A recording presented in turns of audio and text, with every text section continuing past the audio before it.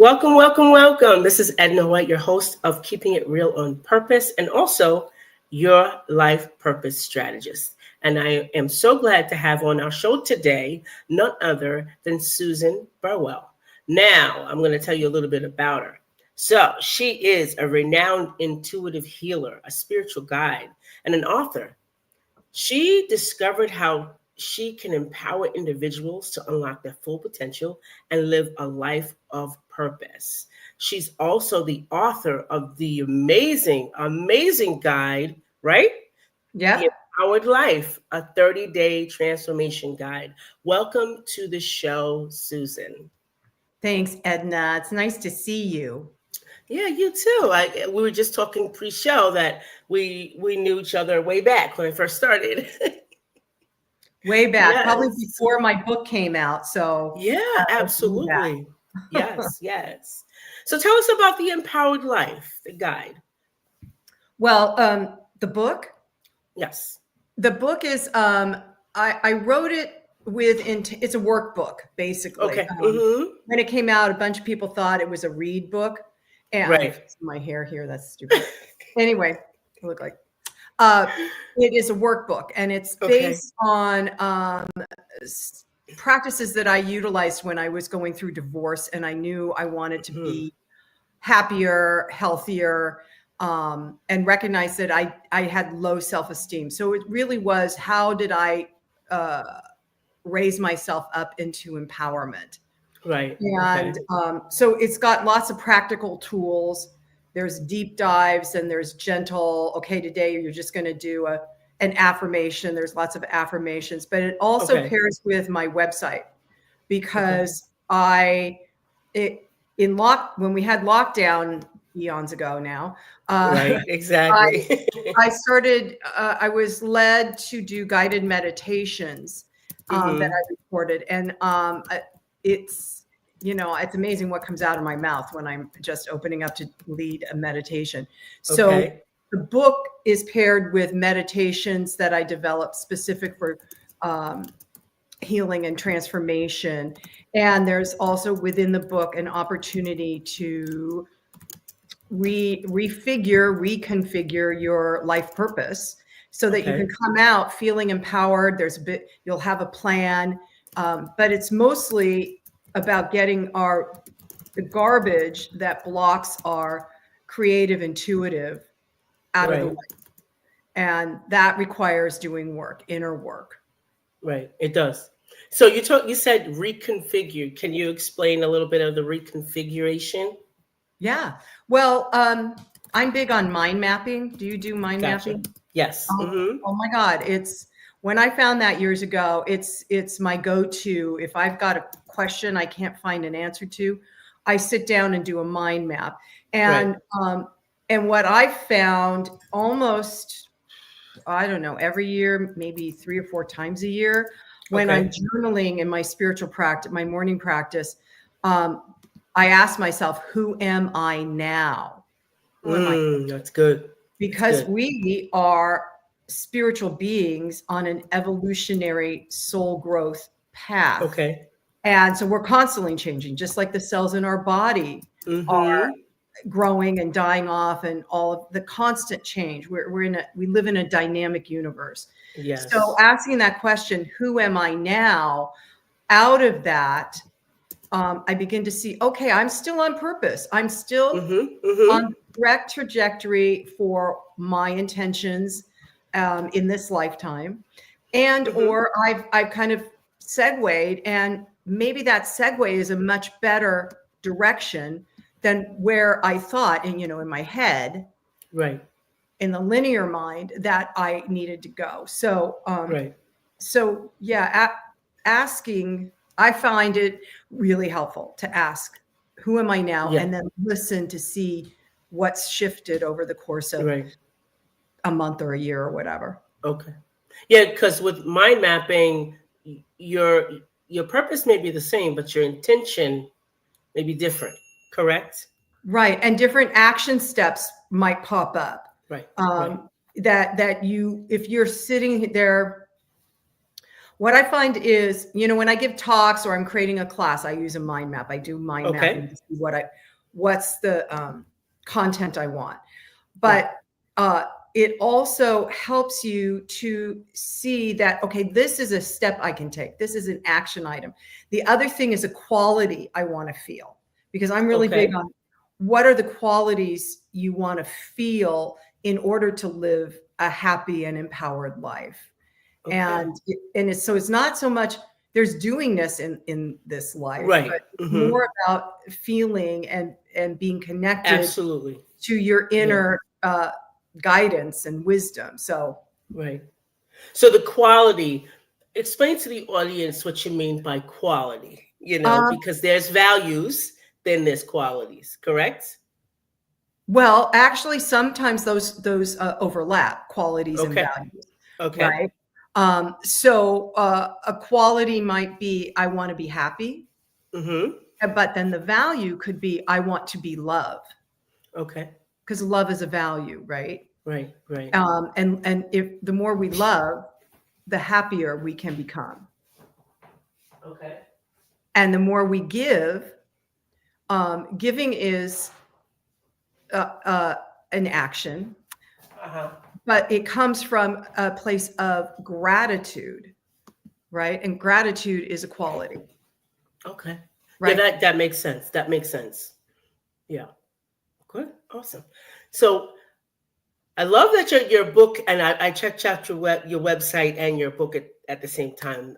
They kind of, like you said, they chime. Empowered life. That's really great. Really great. When we talk about empowered, it's one of those buzzwords, right? It's out there, one of those buzzwords. Explain empowered from your perspective and what you do. Oh, that's like two questions, Edna. So I'll just break them down for my little pea brain here. Empowered to me, as I continue to grow and self-investigate, being empowered to me is about deeper connection with the divine source within me. And therefore, it's a deeper connection with the divine source that's in every single being on this planet. So there are no, while there's differences, we're all one. And to me, accessing that power is empowering. And so, and actually, that is what I do when I work with clients or students. It's about, again, clearing their belief systems out as much as possible. Especially in a class, you have to do baby steps, but getting them to understand that what they're operating under is a belief, and that's not the truth of their divine being. Right. Truth of every single person is love, even if we think they're snarky.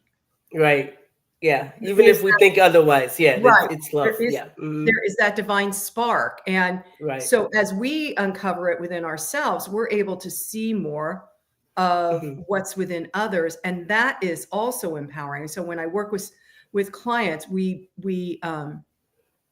investigate what the belief systems are they've been operating under. And now this is the other thing, Edna, I've uncovered over the since we last saw each other. Is that often our beliefs, and you know this, and probably all your listeners do, but often our beliefs come from our family of origin. Of course. Or they come from a teacher or somebody who done us wrong, kind of thing. But the family of origin one caught me. I took about a year and a half off from my business to do a deep spiritual self-investigation, because I was finding that there were still parts of my woundedness and my feeling devalued that was getting in the way of who I am and what I do. And during that investigation, I uncovered that my beliefs, a lot of those not good enough of beliefs, came down through ancestral lines. Oh, sure, that we had nothing to do with. And so it Nothing just, to do with. it's like we've been shellacked, you know, they're just Yes. Uh-huh. painting us on, painting it Yes. on, and they don't. So I developed an ancestral clearing. I did it for myself, and I realized I had to do it also. I went on my mother's ancestral line to how far back. And this is all in meditation, you guys. This isn't like I'm researching genealogy. No. But I went back intuitively as far back as I could to find the grandmother who had kind of like the initiating idea. Now, when you go down a woman's lineage, and you're looking for who started the I am not good enough self-worth values, there is no that beginning is like deep. It's centuries deep. ago, right? Couple thousand or more. Yes. So to find the ancestor that was willing to say, it was, that life was hard for me. Then the work becomes accepting them and loving them. Because and now we're just going to talk about women, Edna, because most women, we've been indoctrinated and suppressed and had property stolen from us, our bodies, abused. And most women, I think most women carry a seed of shame all the time. Absolutely. Yeah. Whether or not you were traumatized in this lifetime. Yeah.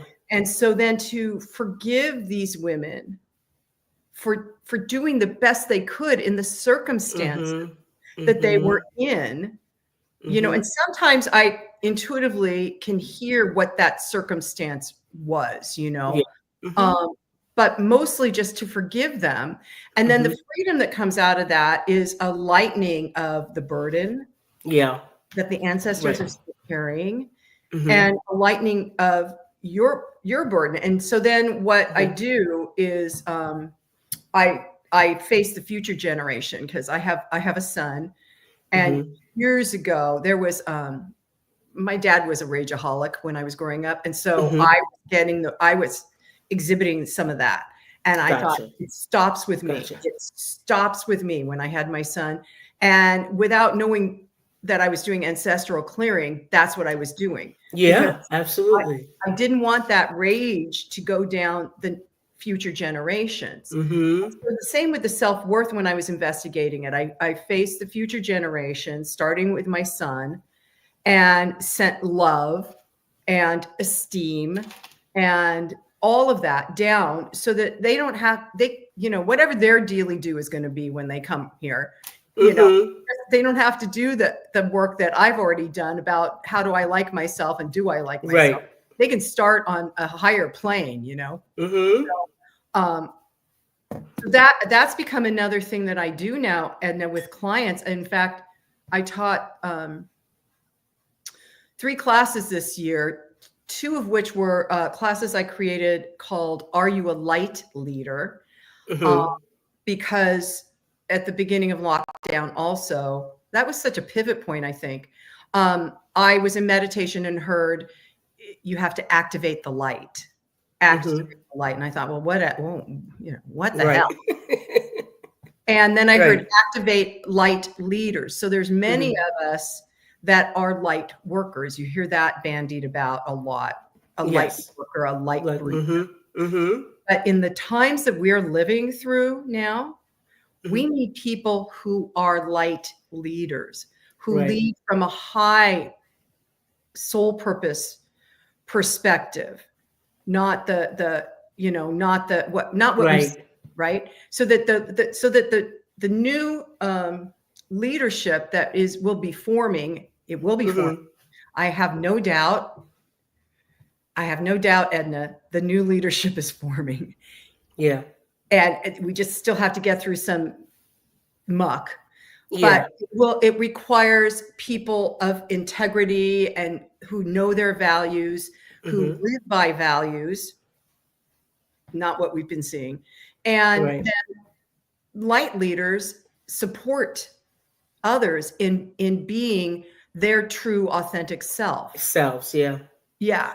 We've gotten to the little part of it, I thought there was going to be hope when they introduced diversity, equity, and inclusion with emotional intelligence. I thought that was going to happen, but they're not getting the emotional intelligence with the light and that shines the light from within. They're doing it topically. Yeah. They're not doing it from here. They're doing it topically as a check. Check, check, check, and you can't check. You can't check when it comes to emotional intelligence and diversity, equity, inclusion. You can't, this is like at work and the workplace. You can't.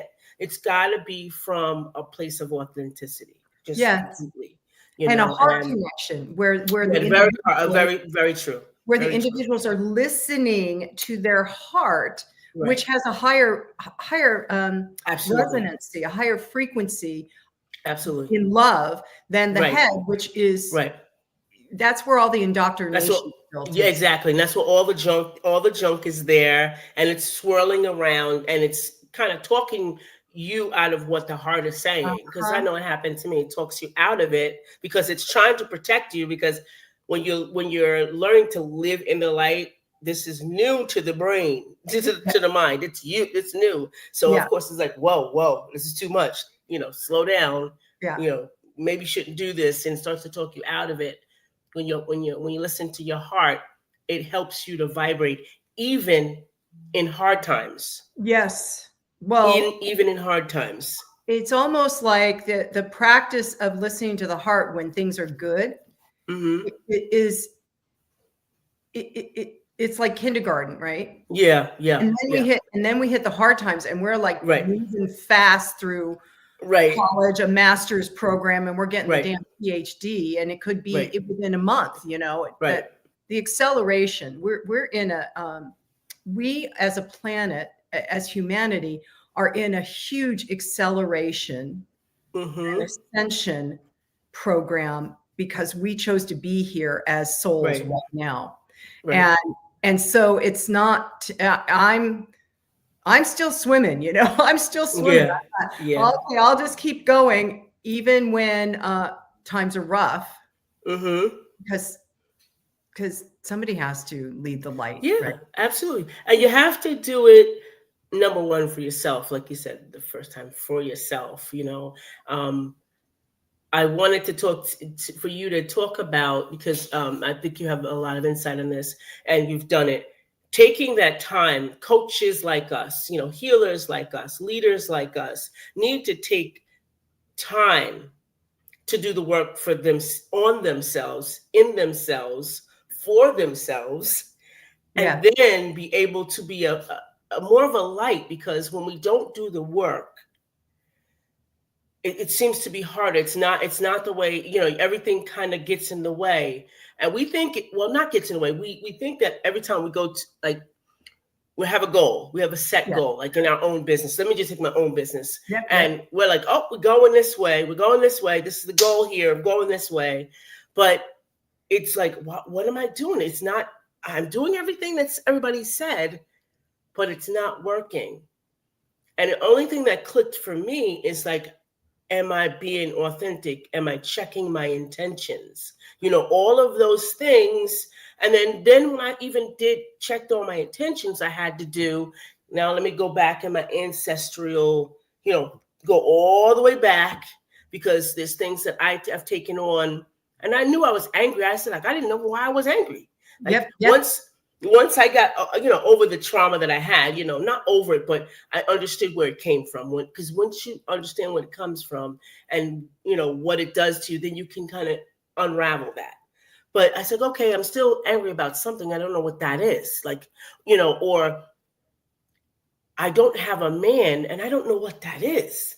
No, seriously, it's like every guy says I'm cute, and they talk to me, but what is that? What's that? I had to look back in my lineage and said, I see the pattern first. You have to be honest with yourself and see the pattern, right? Mm-hmm. And then you have to go and address it. Okay, so if I may be holding myself back from love because I don't even know I'm doing it.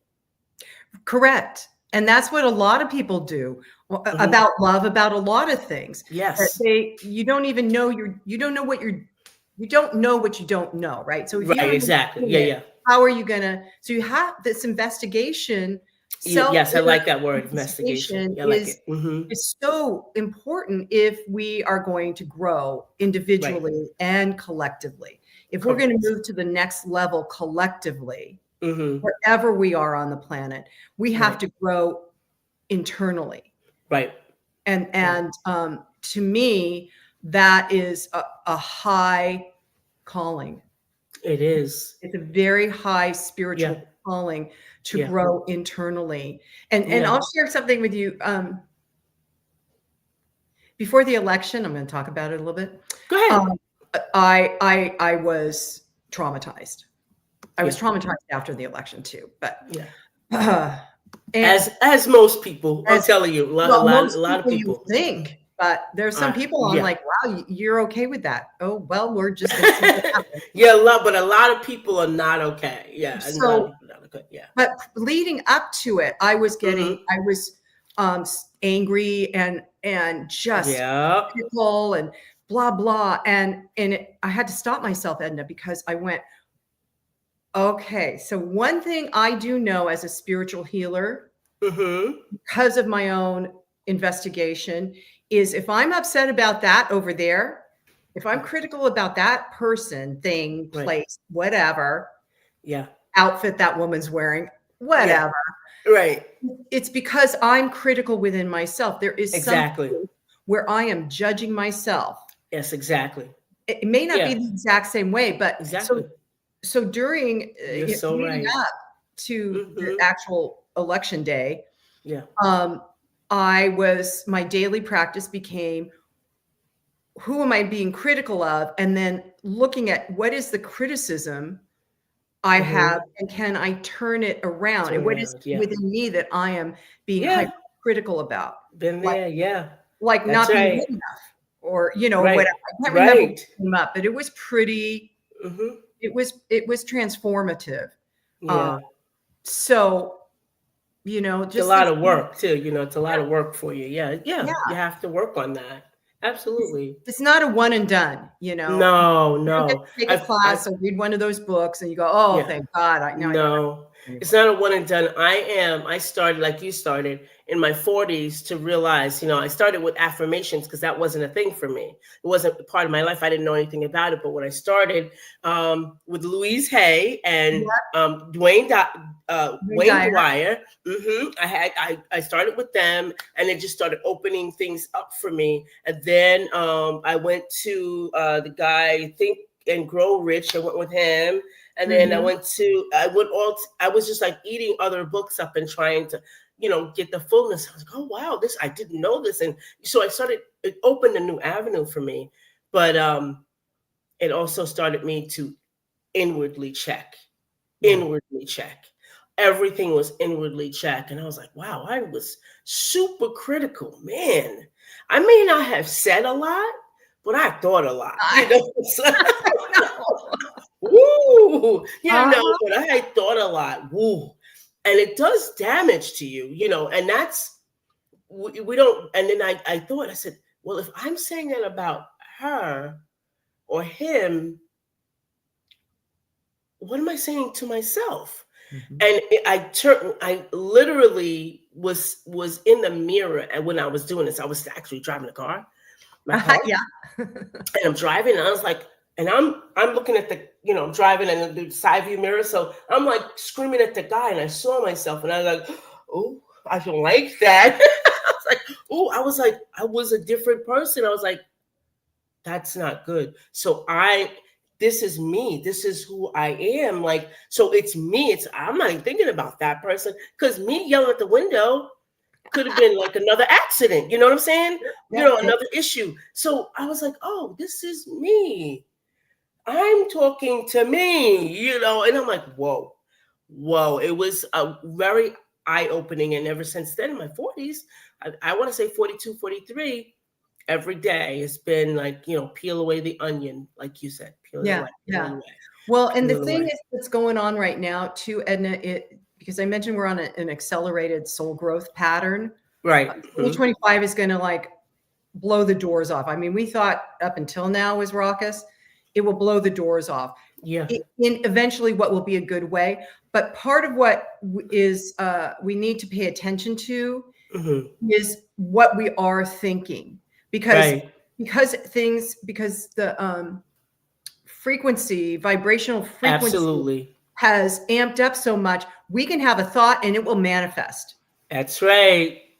Fairly quickly. And if you're having negative thoughts about yourself, you're creating a problem, you know. I mean, that's how disease gets built within absolutely you're creating it. You're the creator of it, you know. So even the worry,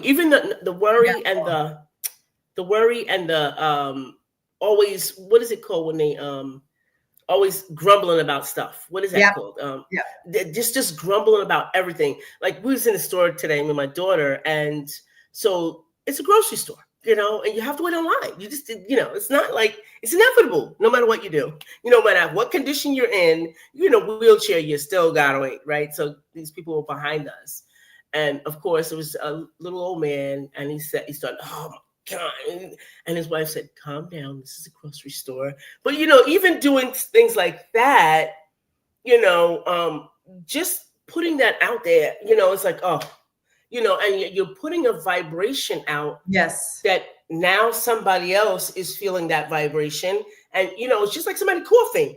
It's a ripple effect. We don't know what that does. It's a ripple effect. It affects everyone that is in hearing mode of you. Well, you know? And even if they don't hear it, they feel it. It affects everyone around the planet. Yes. It really, truly does. Yes. I have one negative thought. It is touching people on the other side of the planet. Absolutely. That's exactly how frequency works. And absolutely. We're all broadcasting stations. Every single one. Yeah. Just we don't get that. That's important. I'm telling you, Susan, that is important. We got to get that part, that we are broadcasting stations, and the most negative thing that we have, that's why we got to get it out of us. We got to always work inward to get those things out of us. Well, that's why the fear and anger pre-election, well, it hasn't, it's simmering right now, but it was so extensive, that we just have to be really aware. Do I want to live? Absolutely. This is what I ask myself, and I ask my clients and students and anybody who wants to listen to me. You know, do I want to live in fear, or do I want to live in love? And so when I start to get really fearful, I dig deep, and I just align with a vision of a high frequency of love, and I flood my mind and my body with it. Good. I want to live in love, through love, from love. And because the anger and the fear is those, again, back to ancestral stuff, that's all ancient history. Right. All of that is coming from ancient history, that as people continue to tell the story of what was, they're projecting what was into the future. Absolutely. And the future hasn't been written yet. We haven't lived that future. So we can make it up however we want now. That's right. Moment. So that's right. I guess that's the work I'm doing with myself, rewriting my story. Right. Rewriting the story again. So audience, if you're just jumping in with us, we are speaking with inspiring conversation with Susan Burrell, a renowned intuitive healer, spiritual guide, and author. She empowers individuals to unlock their full potential and live a life of purpose. Now, this is the best part. We are at the big ask. Okay. So we're at this part for you, Susan. What does this quote mean to you? If you don't know what you want, it's impossible to create it in your life. I got chills, and I don't know why I got chills. If you don't know what you want, it's impossible to create it in your life. So that speaks to me about being clear with yourself. Clear, like you were talking about earlier, clear about what your motivation is for the thing that you want.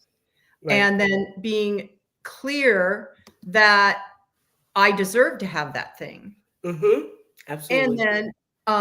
And then, well, now I'm moving into the co-creation piece of it. But if you don't know what you want, how are you going to be able to get something better if you don't even know what your dreams and your desires are? Right. And that's when you have to unpack, like you said, unpack. And what's the word you use to do the investigation, right? Do the investigation. Yes. Right. Yeah. So how can we find you, and what are you up to in the near future, if not now? Well, now I'm just kind of trying to get my Christmas wrapping done. But in January, I will be teaching another Are You a Light Leader class. Oh, no, it's in February. Okay. And that's on Zoom. It'll be on my website if people want to join it. It's a 5-day in a row, 1 hour a day workshop. We go deep and we go fast, and people come out of that with sustainable transformation. I'm really thrilled about it. That's what I'm doing. But I also I do guided meditations that are on Insight Timer. And if somebody wants to get my guided meditations, either you can join on Insight Timer and find me. You can find the meditations through the website. But I'm also sending out a bi-monthly newsletter with new guided meditations to my newsletter group. So that's what I'm doing. But I'm also opening up this ancestral healing. I'm going to be teaching it a couple times next year. For anybody who wants to join in and learn about it.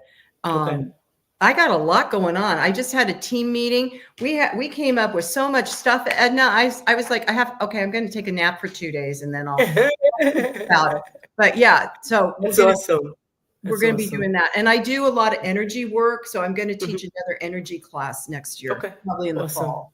So all of this you guys can find on the bottom of if you're watching the video, you can actually see that on the bottom of the video, okay? Because I know a bunch of you guys are live today, so just want you to know you can find it there. All of her information is going to be in the bottom of the video, and follow her.